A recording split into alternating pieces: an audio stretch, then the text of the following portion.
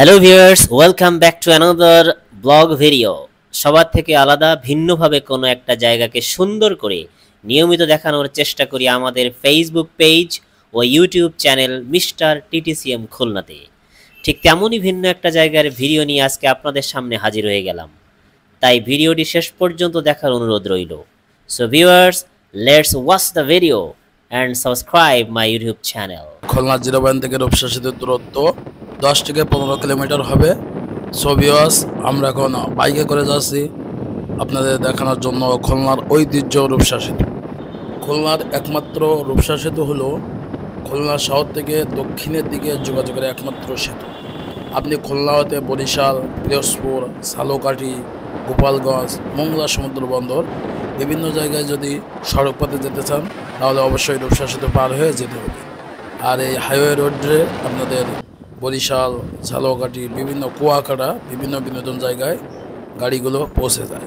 আর রূপসা সেতু পাড়ি দিতে দিতে আমরা রূপসা সেতু সম্পর্কে বিস্তারিত কিছু আপনাদের তুলে ধরার চেষ্টা করব। রূপসা নদীর সৌন্দর্যে মুগ্ধ হয়ে কবি জীবনানন্দ দাশ লিখেছিলেন, রূপসার ঘোলা জালে হয়তো কিশোর এক সাদা ছেঁড়া পালে ডিঙ্গা বায়, রাঙ্গা মেঘ সাতটায় অন্ধকারে আসিতেছে নিড়ে।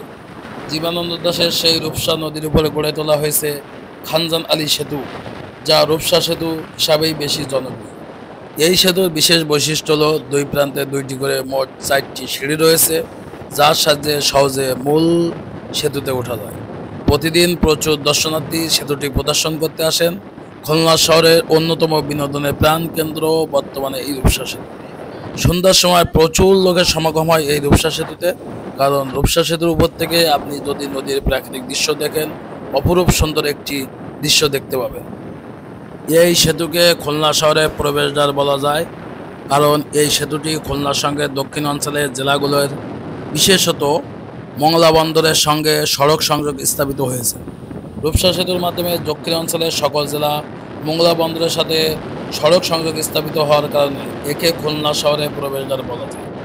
সেতুটির দৈর্ঘ্য প্রায় 1.60 কিলোমিটার। পথচারী ও অযান্ত্রিক যানবাহনের জন্য বিশেষ লেন রয়েছে। জাপানি সহায়তায় নির্মিত সেতুটির ভিত্তিপ্রস্তর স্থাপন করেন তৎকালীন প্রধানমন্ত্রী শেখ হাসিনা এবং উদ্বোধন করেন 21শে মে 2005 সালে তৎকালীন প্রধানমন্ত্রী খালেদা জিয়া। সেতুটির মোট ব্যয়ভার বহন করার জন্য খুলনার কুখ্যাত সন্ত্রাসী ঈশ্বর সিকদার প্রস্তাব দিলেও তৎকালীন প্রধানমন্ত্রী শেখ হাসিনা সেই প্রস্তাবে রাজি হয়নি, কারণ সে খুলনা শহরের উপর কর্তৃত্ব স্থাপন করতে চাইছিল। সো ভিউয়ার্স, এই ছিল রূপসা সেতুর যাবতীয় তথ্য। এখন আমরা বিদায় নিচ্ছি রূপসা সেতু থেকে। দেখা হবে নতুন কোনো ভিডিওতে, নতুন কোনো জায়গায়। সবাই ভালো থাকবেন। ধন্যবাদ সবাইকে।